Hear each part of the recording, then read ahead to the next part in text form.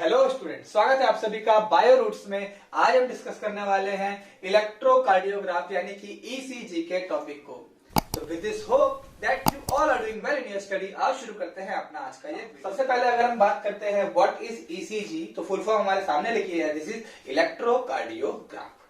Now the study of electrocardiograph means ECG will be known as electrocardiography। और अगर इसे हम डिफाइन करें कि व्हाट इज ईसीजी, तो ये है ग्राफिकल रिप्रेजेंटेशन। क्या है ये है ग्राफिकल रिप्रेजेंटेशन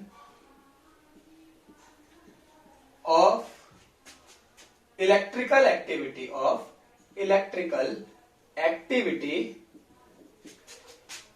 ऑफ हार्ट। ठीक है ना, बहुत ही सिंपल लाइन पे रहते हैं हम। ये हमारे हार्ट में जो इलेक्ट्रिकल एक्टिविटीज है उसका एक ग्राफ बनाएंगे और उसी को नाम क्या दे देंगे, ईसीजी। नाउ सबसे पहले हार्ट को थोड़ा सा हमें समझना पड़ेगा। मैं ये मान के चल रहा हूं कि आपको ऑलरेडी हार्ट के बारे में कुछ चीजें पता होंगी, जैसे कि हार्ट के अंदर 3 अलग अलग लेयर होती हैं, है ना। कितने लेयर है इसमें? 3 लेयर हैं। 3 मस्कुलर लेयर का हार्ट बना होता है। देखो सबसे बाहर जो लेयर है ये वाली, ये कहां पाई जा रही है? बाहर की तरफ, ऊपर की तरफ, तो इसीलिए इसको बोलते हैं एपिकार्डियम। अंदर पाई जाने वाली ये नंबर फर्स्ट है।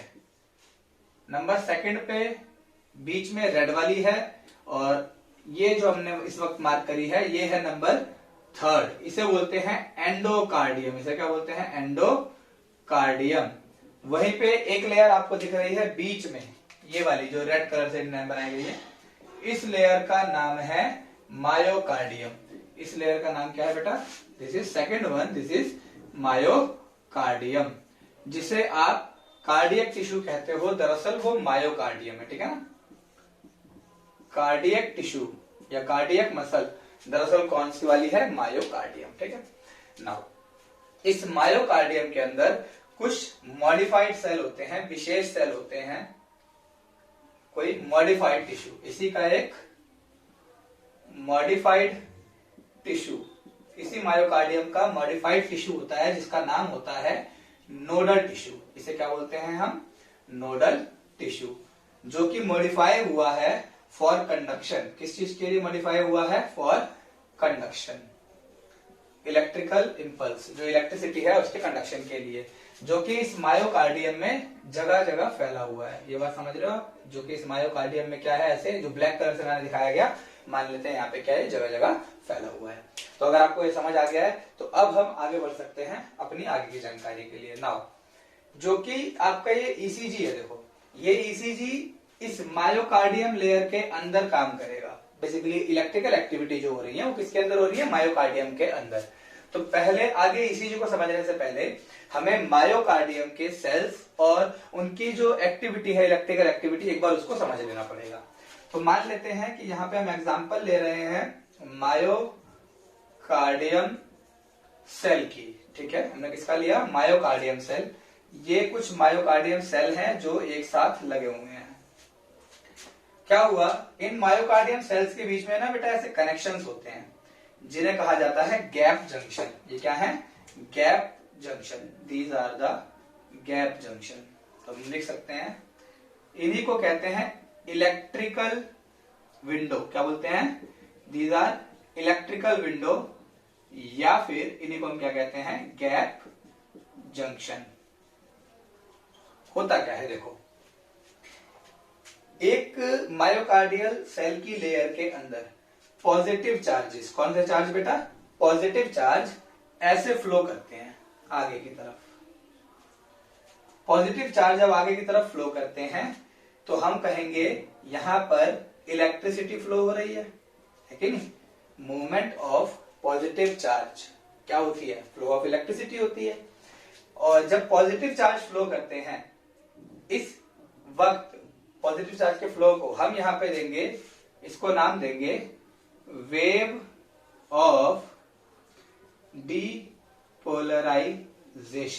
क्या नाम दिया हमने?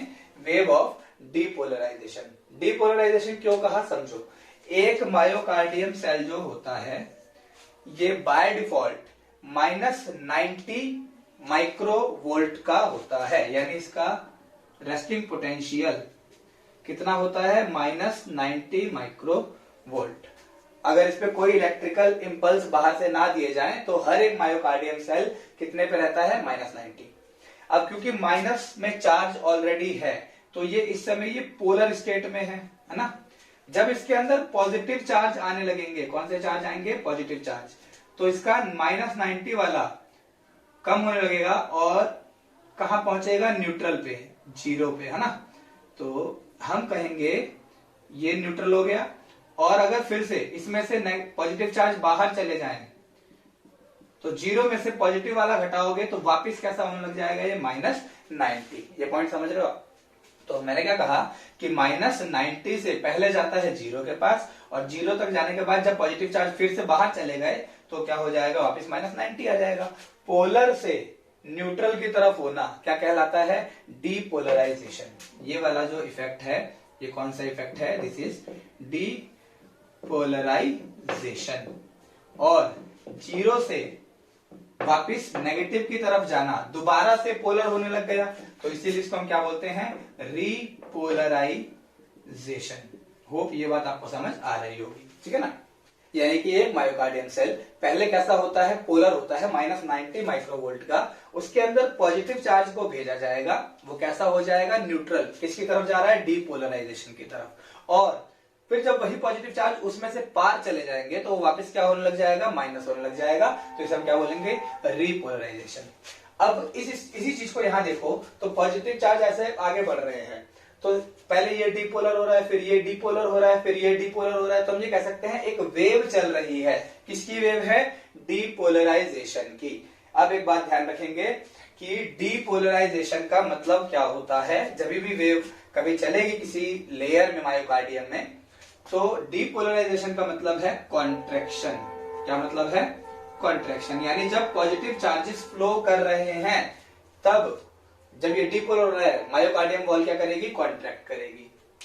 अब इसको मिटा देता हूं। अब देखो अगली चीज क्या है कि जब ये वेव ऑफ डिपोलराइजेशन अपने आखिरी स्टेप, आखिरी सेल तक पहुंच जाएगी, यहां से शुरू किया बिल्कुल एंड, आखिरी जो भी सेल है वहां तक पहुंच गई। तो पहुंचने के बाद जहां पे डिपोलराइजेशन की वेव खत्म हुई है, वहीं से क्या होगा, अब देखो पॉजिटिव चार्ज इसके अंदर बढ़ चुका है, तो ये आखिरी सेल अपने अंदर से पॉजिटिव चार्ज निकालने लगेगा। कौन सा चार्ज बाहर कर रहा है, पॉजिटिव चार्ज बाहर कर रहा है। जब पॉजिटिव चार्ज बाहर करेगा तो खुद कैसा हो जाएगा, नेगेटिव। तो ये हो गया नेगेटिव।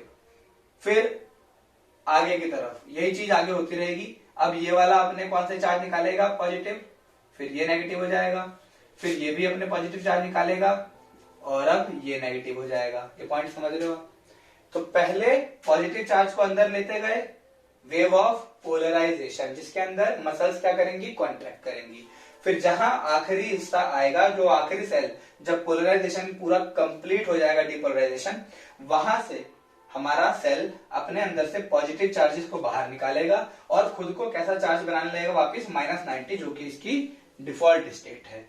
तो इसके अंदर जब हम कहेंगे तो ये हो रहा है रीपोलराइजेशन। हम बोलेंगे this is the wave of repolarisation, ठीक है ना।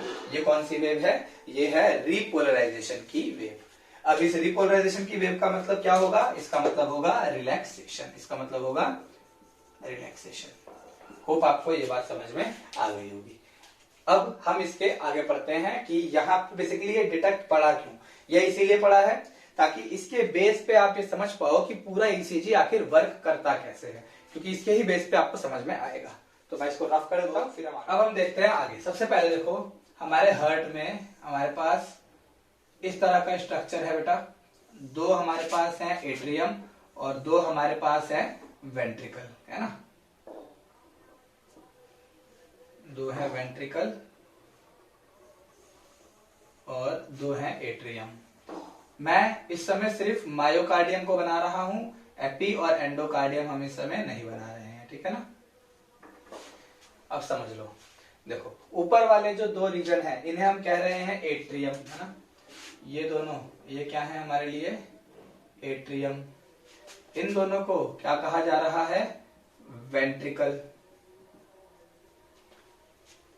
एक और बात ध्यान रखना, यहाँ पे बीच में ऐसे एक सेप्टम मौजूद होता है जो कि अलग कर देता है ऊपर वाले मायोकार्डियम को नीचे वाले मायोकार्डियम से।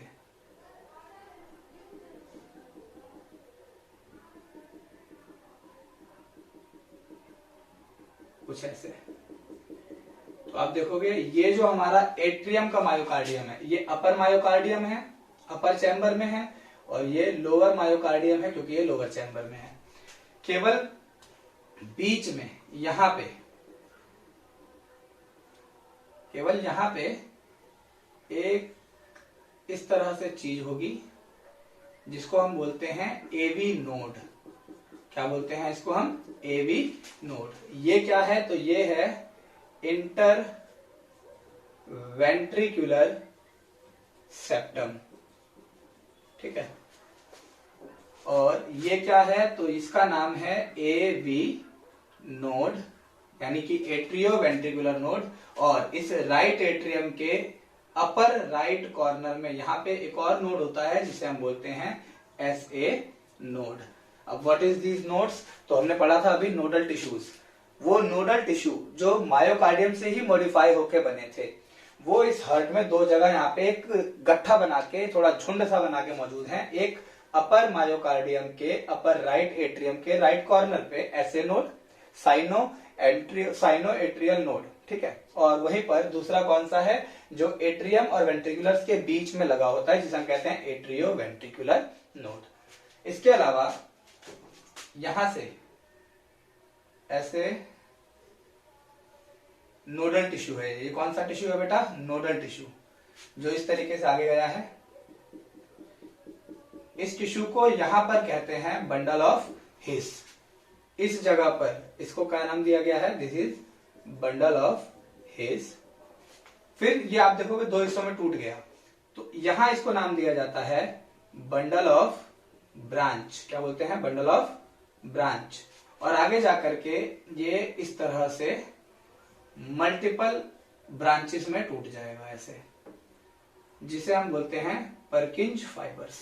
ये जो छोटे छोटे हमने ब्रांचेस बनाए, ये क्या है? हमारी पुरकिंज फाइबर। ये आपको समझ में आना चाहिए। हमारी बॉडी का, हमारे हार्ट का स्पेशल कंडक्टिव टिश्यू एक जगह पे पैच बना के इकट्ठा होता है, जिसे हम क्या कहते हैं? SA node.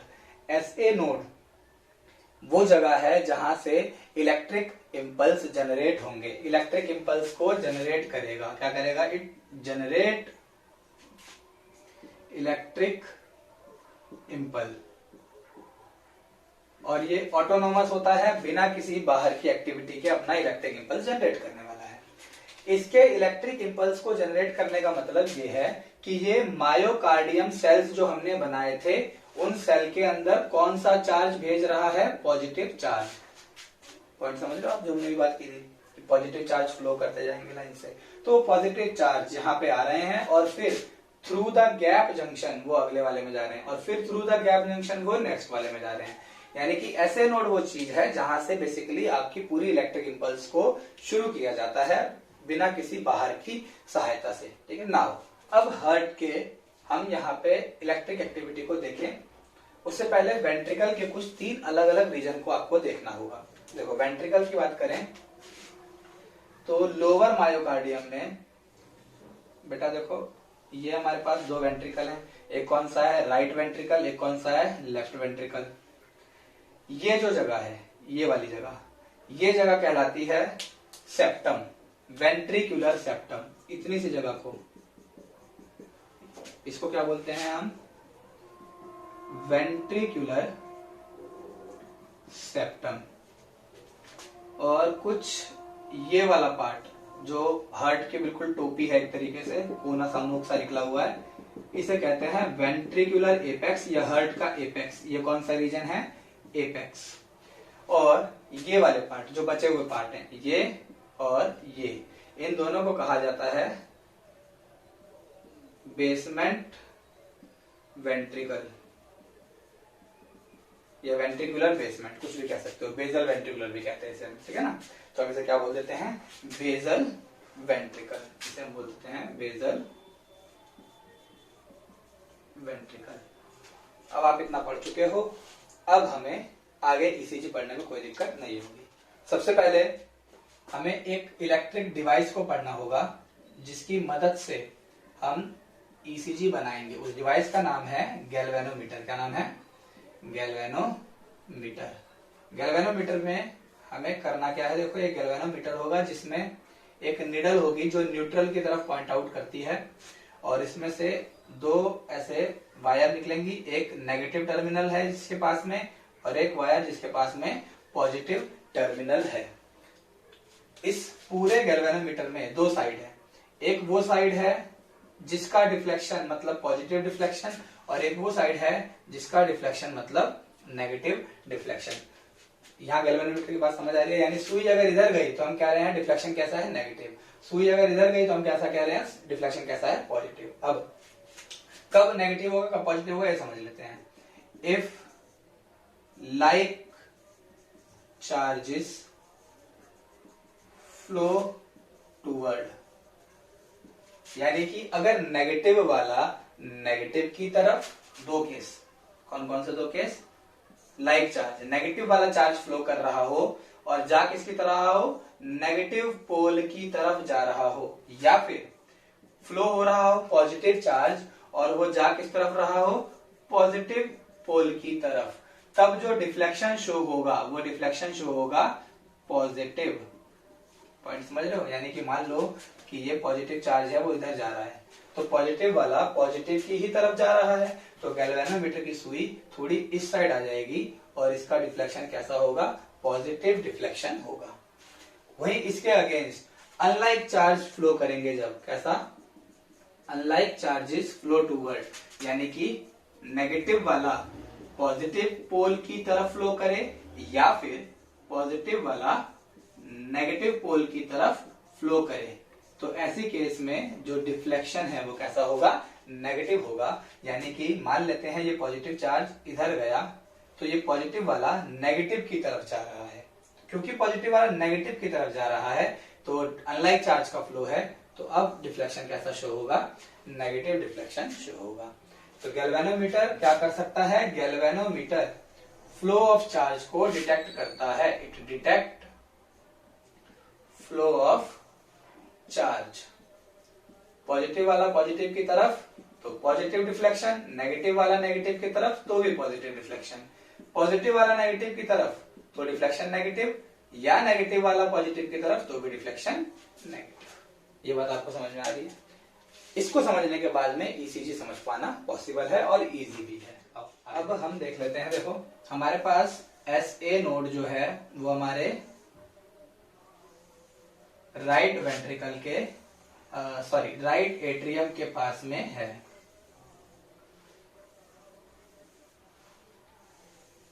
हमारे हार्ट में राइट एट्रियम के पास यहां पर नोडल टिश्यू का पैच है जिसका नाम क्या है? SA node. बेसिकली यहीं से पॉजिटिव चार्ज फ्लो होना शुरू होंगे और पॉजिटिव चार्ज हमारे पूरे हार्ट में जाएंगे। अब मान लेते हैं ये हमारे पेशेंट का हार्ट है जिसके ऊपर हम बेसिकली पूरी एक्टिविटी बनाएंगे ईसीजी की। तो यहाँ पे हमें दो जो हमारे गैल्वेनोमीटर थे, गैल्वेनोमीटर लगाना पड़ेगा तभी तो इलेक्ट्रिकल एक्टिविटी आएगी ना। तो हमने क्या किया? गैल्वेनोमीटर का नेगेटिव वाला पोल यहाँ कनेक्ट कर दिया ऐसे, और पॉजिटिव वाला पोल इधर कनेक्ट कर दिया ऐसे, और यहाँ पे मौजूद है हमारा गैल्वेनोमीटर जिसका न्यूट्रल यहाँ है। पॉजिटिव वाले ये रहे और नेगेटिव वाले ये रहे। इसकी सुई कहाँ है? अभी बीच में। ये बात समझ आ रही है आपको? एक तरफ हट के क्या लगा दिया? ऊपर नेगेटिव वाला पोल, नीचे क्या लगा दिया हमने? पॉजिटिव वाला पोल। और अब पूरी एक्टिविटी को देखेंगे। देखो, सबसे पहले क्या होगा? SA node number 1, SA node क्या करेगा? एट्रियम वॉल के अंदर, क्योंकि ध्यान दो तो बीच में क्या मौजूद है? एट्रियो वेंट्रिकुलर सेप्टम, है ना। इस पूरे बीच में क्या मौजूद है? Atrio ventricular septum. केवल यहां नहीं होता, यहां पर क्या मौजूद है हमारे पास? AB node. This is AB node, कुछ इस तरह से। अब देखो, सबसे पहले एसए नोड पॉजिटिव चार्ज यानी कि वेव ऑफ डीपोलराइजेशन भेजेगा पूरे एट्रियम में, ठीक है ना। तो कुछ पॉजिटिव चार्ज ऐसे इधर जाएंगे, कुछ इधर जाएंगे, कुछ इधर जाएंगे, ऐसे जा रहे हैं। अब पॉजिटिव चार्ज इलेक्ट्रिसिटी एक तरह का फोर्स है, इलेक्ट्रिकल फोर्स जो है, और फोर्स यहाँ पे डायरेक्शन के साथ है, तो इसलिए हम इसको वेक्टर क्वांटिटी मानते हैं। ये छोटे छोटे क्या है, पॉजिटिव चार्जेस जा रहे हैं, है ना। मैं इन सबको मिला करके एक वेक्टर के थ्रू दिखा सकता हूं, और वेक्टर की जो लेंथ है वो बताएगी कि बेसिकली मैग्नीट्यूड कितना है। तो मैंने बनाया एक ऐसा एरो जिसके ऊपर मैंने क्या लिखा, पॉजिटिव चार्ज। इसका मतलब यहां पर टोटल इस हर्ट के एट्रियम रीजन में जितना पॉजिटिव चार्ज फ्लो हो रहा है वो मुझे इस वेक्टर से दिखा रहे हैं। एरो नीचे की तरफ है, यानी कि ये इधर जा रहा है। यहां तक बात समझ आ रही है, कोई दिक्कत तो नहीं है। पॉजिटिव इसलिए लिखा है क्योंकि इसके अंदर कौन से चार्ज फ्लो हो रहे हैं, पॉजिटिव चार्ज फ्लो हो रहे हैं। जब ऐसा होगा तो फर्स्ट इवेंट क्या हुआ, अब आप देखो, पॉजिटिव चार्ज मूव कर रहा है कौन से पोल की तरफ, पॉजिटिव पोल की तरफ। तो गैल्वेनोमीटर का डिफ्लेक्शन कैसा होना चाहिए, पॉजिटिव। ऐसा हो गया, तो सबसे फर्स्ट डिफ्लेक्शन कैसा आएगा हमारा, पॉजिटिव डिफ्लेक्शन। पॉजिटिव डिफ्लेक्शन के बाद अब देखो, यहां पे जैसे ही ये बिल्कुल नीचे आके टकरा गया, अब नीचे वेंट्रिकल वाली वॉल में आने का कोई रास्ता नहीं है सिवाय इसके। और ये कौन सी जगह है, ये है ए बी नोड। ये क्या है, A B node. A B node ना बेटा अंदर से देखो बहुत यूनिक सा डिजाइन होता है। ये परपेंडिकुलर सेल्स से बने होते हैं ऐसे, मतलब कोई फिक्स पैटर्न नहीं है। देख रहे आप सेल्स कितने इरेगुलर शेप में लगे हैं ऐसे। इसका फायदा क्या होता है और ऐसा है क्यों, देखो एट्रियम जब डीपोलराइजेशन से गुजर रहा है, यानी जब एट्रियम कॉन्ट्रैक्ट हो रहा है, अगर उसी समय वेंट्रिकल में भी पॉजिटिव चार्ज चला गया तो वेंट्रिकल भी सेम टाइम पर क्या कर जाएगा, कॉन्ट्रैक्ट कर जाएगा। और हम ये नहीं चाहेंगे, क्योंकि जब तक एट्रियम कॉन्ट्रैक्ट नहीं होगा सारा ब्लड वेंट्रिकल में नहीं आएगा। हम थोड़ा समय देना चाहते हैं किसको, एट्रियम को कॉन्ट्रैक्ट होने के लिए, प्रॉपर कॉन्ट्रैक्शन के लिए। तो एबी नोड जो है ये पुअर कंडक्टर है। हम बात लिखेंगे एबी नोड के जो सेल्स हैं वो कैसे हैं, पुअर कंडक्टर। किस वजह से, बेकार अरेंजमेंट है ना, तो परपेंडिकुलर अरेंजमेंट है, तो चार्ज यहां से जो जाएगा उससे बहुत ज्यादा थोड़ा टकरा के रेजिस्टेंस शो करेगा आगे जाने में। इसलिए एबी नोड में 0.1 सेकेंड डिले हो जाएगा। पॉइंट समझ रहे हो, यानी कि यहां से जो करंट आया वो 0.1 सेकेंड बाद किस में जाएगा, वेंट्रिकल में। उतना समय कौन बर्बाद करवा देगा, एबी नोड बर्बाद करा देगा। इस 0.1 सेकेंड में क्या होगा, इस 0.1 सेकेंड में हार्ट आपका इलेक्ट्रिकल एक्टिविटी से गुजर तो रहा है। देखो ऐसा नहीं है कि चार्ज मूव नहीं कर रहे हैं, चार्ज तो मूव कर ही रहे हैं, पर प्रॉब्लम यह है कि ये चार्ज का फ्लो इतना धीरे और इतना कम है कि इसे गैल्वेनोमीटर पे देखा नहीं जा सकता। समझ आ रहा है आपको क्या होने वाला है। इसलिए जो सेकंड इवेंट है यहां पर नो डिफ्लेक्शन, नो डिफ्लेक्शन, ना पॉजिटिव ना नेगेटिव, क्योंकि हार्ट इलेक्ट्रिकली कैसा रहेगा, साइलेंट। पॉइंट समझ आ गया आपको ना। अब हमने बात की थी वेंट्रिकल के 3 हिस्से होते हैं। तो वेंट्रिकल का पहला हिस्सा जो है, तो वेंट्रिकल का जो पहला हिस्सा है, इस पहले हिस्से का नाम था सेप्टम, वेंट्रिकुलर सेप्टम। यहां से ये जो मैसेज है ये आ जाएगा electrical message bundle of his के अंदर, और बंडल ऑफ हिस से ये टूट जाएगा 2 हिस्सों में जिसका नाम है बंडल ऑफ ब्रांच, है ना। अब क्या हुआ, बंडल ऑफ हिस और बंडल ऑफ ब्रांच में आने के बाद देखते हैं। देखो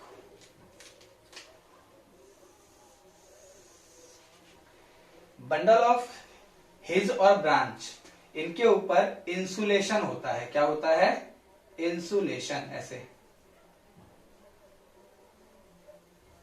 ये क्या मौजूद है, ये मौजूद है insulation. Myocardium cells, poor conductive myocardium cell, यहां पर नोडल टिश्यू जो कंडक्टिव टिश्यू है हमारा, उस टिश्यू के ऊपर एक कोटिंग बना देते हैं जो कि एक इंसुलेशन का काम करता है, और इसके अंदर से आने वाली वेव डायरेक्टली यहां नहीं आ पाती, सेपरेट नहीं हो पाती। कहां तक मौजूद होती है? तो जहां तक सेप्टम होता है। ठीक है, जैसे सेप्टम के आगे नोडल टिश्यू है, उसके ऊपर कोई भी आप कहोगे इंसुलेशन नहीं है। तो जब वेव इसके अंदर से गुजरती हुई आएगी, यानी इलेक्ट्रिक पॉजिटिव चार्ज इसके अंदर से गुजरते हुए आएंगे, पहले वो बाहर आएंगे और यहां से आने के बाद फिर घूम के ऊपर जाएंगे सेप्टम में। पॉइंट समझ रहे हो क्या होगा? कोई दिक्कत तो नहीं। तो पहला कहां पर हो रहा है? Number first, depolarization of atrium. ठीक है। Number two, movement of charge in AB node. किसके अंदर? एबी नोड के अंदर। Number three, depolarization of septum. अब जो चार्ज मूव कर रहे हैं वो किस में मूव कर रहे हैं बेटा? सेप्टम के अंदर। इनका आप देखो, नीचे से जाना पड़ेगा तो ऊपर जाना पड़ेगा, और अगर मैं इसका वेक्टर बनाने जाऊं तो वेक्टर कहां बनेगा? ऐसे बनेगा, ऊपर की तरफ, है ना। और ये वेक्टर पॉजिटिव चार्ज है ऐसे। पॉइंट समझ पा रहे हो? वेंट्रिकल का पहला हिस्सा जब आप कहते हो डीपोलराइज हुआ, सबसे पहले जो कॉन्ट्रैक्ट हुआ वो क्या कॉन्ट्रैक्ट हुआ? सेप्टम। क्योंकि चार्ज का फ्लो ऊपर है, पॉजिटिव चार्ज, इसीलिए ये जो है डिफ्लेक्शन कैसा शो करेगा? पॉजिटिव वाला नेगेटिव की तरफ जा रहा है, अनलाइक मूवमेंट हो रही है। तो जो थर्ड डिफ्लेक्शन है ये गैल्वेनोमीटर का कैसा होने वाला है? नेगेटिव, है ना। तो नेगेटिव डिफ्लेक्शन,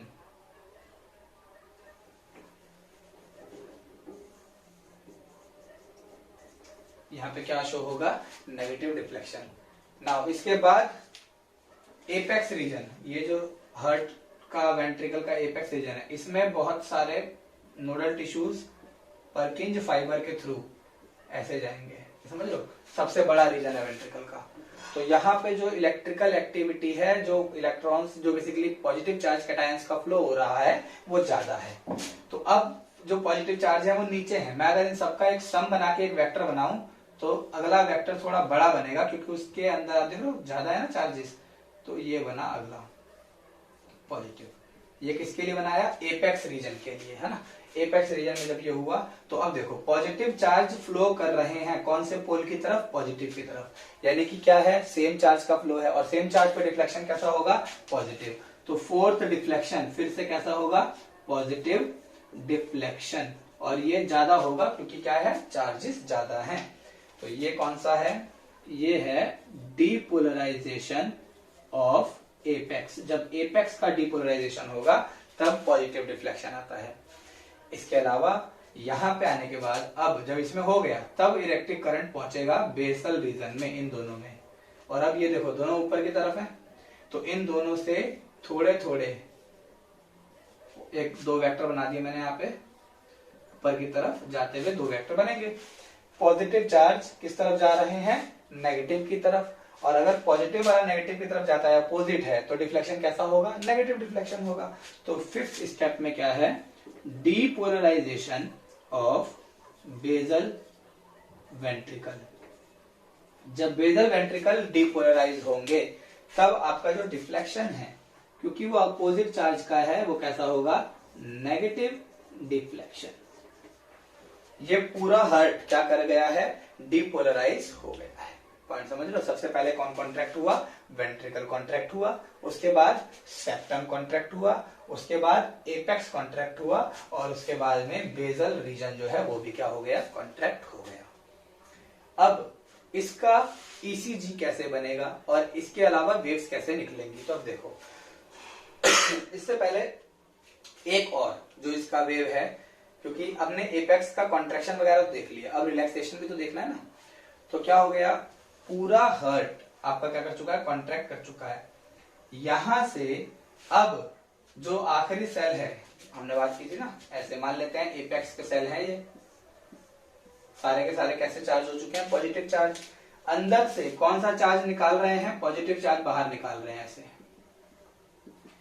तो अंदर ये कैसा चार्ज हो गया? नेगेटिव, फिर ये नेगेटिव, फिर ये नेगेटिव, फिर ये नेगेटिव। तो देखने में ऐसा लग रहा है कि आगे कौन सा चार्ज फ्लो कर रहा है बेटा?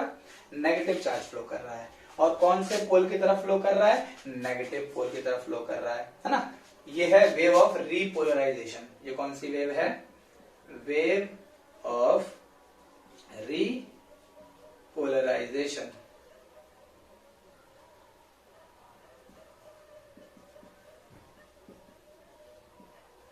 Wave of repolarisation.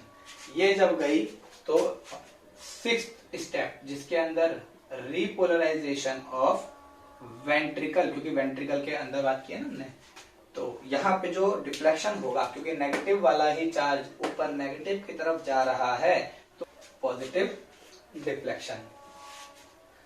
क्लियर होती है बात आपको ना।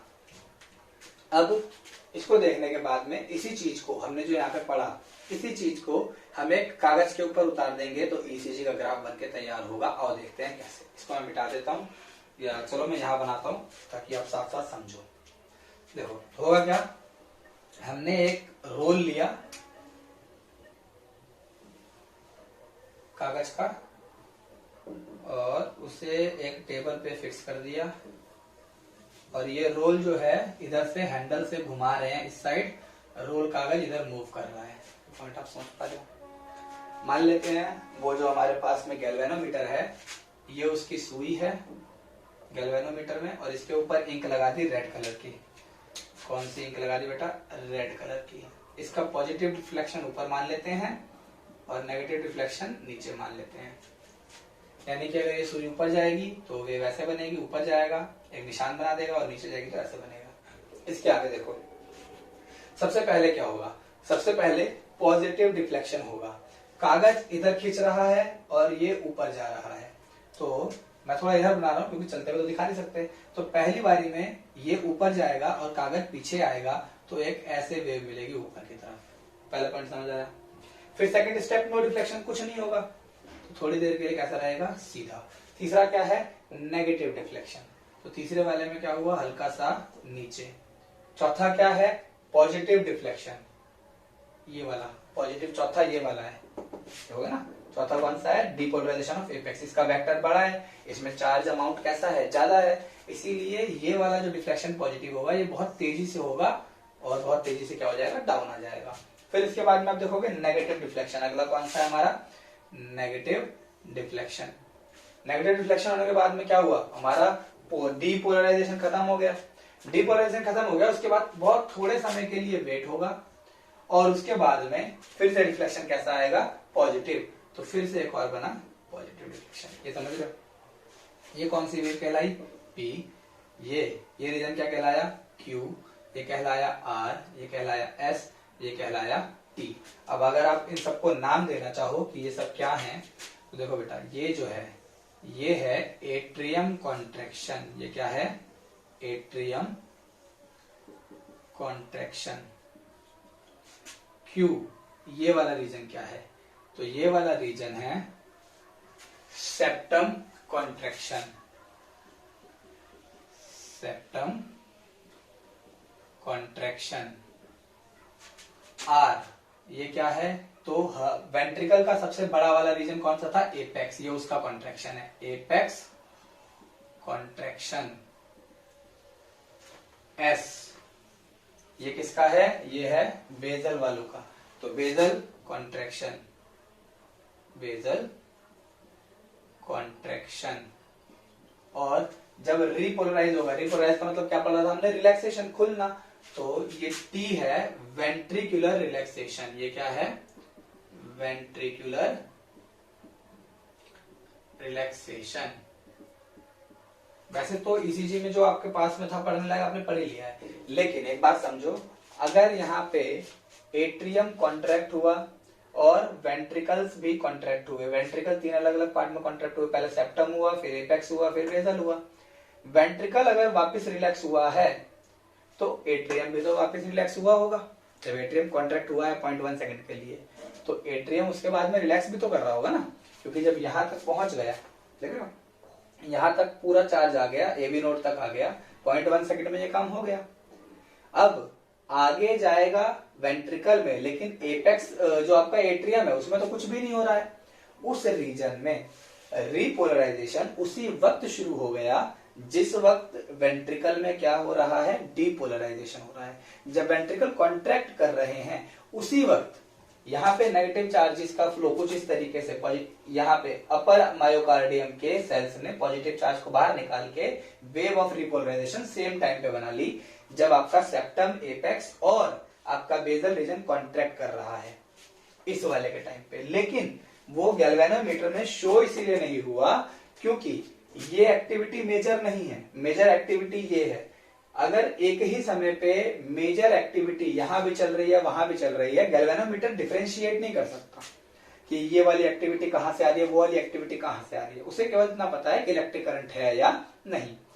सेम टाइम पे वो क्या हो जाती है, मास्क हो जाती है। तो मैं यहाँ पे एक लाइन लिखूंगा, बहुत इंपॉर्टेंट लाइन है, जिसको हम कहते हैं कि atrium contraction will masked by ventricle, sorry, not contraction, atrium relaxation will masked by the ventricle contraction। ये पॉइंट समझ रहे हो आप? यानी कि ये जो पूरा काम हो रहा है, यानी कि एट्रियम कॉन्ट्रैक्ट हुआ, कौन सी वेव बनी, पी वेव, उसके बाद थोड़ी देर के लिए रुके रहे, वेंट्रिकल कॉन्ट्रैक्ट हुआ और ये रिलैक्स हुआ, ये साथ ही साथ हो गया इसीलिए पता नहीं चला। और इसके कॉन्ट्रैक्शन 3 स्टेप में हुए, क्यू, आर और एस। उसके बाद ये जब खुला तब कुछ और तो हो नहीं रहा है, इसीलिए इसकी एक्टिविटी आराम से दिखाई दे गई और इसकी एक्टिविटी किसमें बनी, टी वेव में बनी। इसका खुलना मास्क हो गया इस वेंट्रिकल के दबने के अंदर। यहां तक आपको समझ आता है? नाउ इस PQRS को वेंट्रिकुलर कॉन्ट्रैक्शन, आप जैसे कहते हो PQRS कॉम्प्लेक्स, इस पूरे को क्या बोला जाता है, वेंट्रिकुलर कॉन्ट्रैक्शन। क्योंकि आप देखो P क्या है, सेप्टम है, वेंट्रिकल का पार्ट है, R क्या है, एपेक्स है, वेंट्रिकल का पार्ट है, S क्या है, बेजल है, किसका पार्ट है, वेंट्रिकल का पार्ट है ना। तो ये PQRS दरअसल कॉन्ट्रैक्शन ऑफ वेंट्रिकल है। तो आई होप कि आपको इसी से अच्छे समझ आया होगा। अगर कोई डाउट है तो आप मुझसे डायरेक्टली नीचे कमेंट बॉक्स में पूछ सकते हो। आप हमारे टेलीग्राम चैनल को ज्वाइन कर सकते हो, वहां पे आपको ईसीजी के प्रॉपर नोट्स ऑलरेडी वहां पे अपलोडेड हैं। तो मैं उम्मीद करता हूँ आप इसको समझ पाए हो। मैं मिलता हूँ आपसे नेक्स्ट वीडियो में। अंटिल स्टे ट्यून्ड, जय हिंद।